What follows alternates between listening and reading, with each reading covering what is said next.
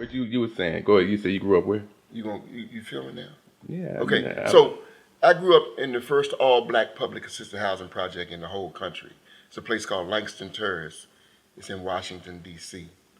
And I noticed retrospectively, I didn't pay attention to it then because I was too young. But looking back on it, I realized there was hardly any fathers, man. I mean, there were women raising children, grandmothers and mothers raising babies.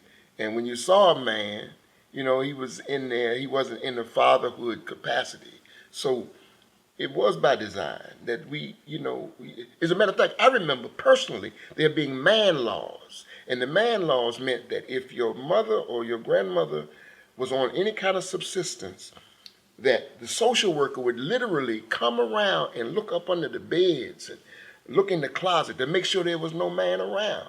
So this whole fatherless thing and not having fathers in the home, you know, we got to take a lot of responsibility, but this United States government has to take some responsibility too. This whole notion of white supremacy and slavery and the vestiges of slavery has to take responsibility because that's the impetus of it. That's where it actually comes from. So, you know, if we're gonna spread the blame around, let's spread it all around.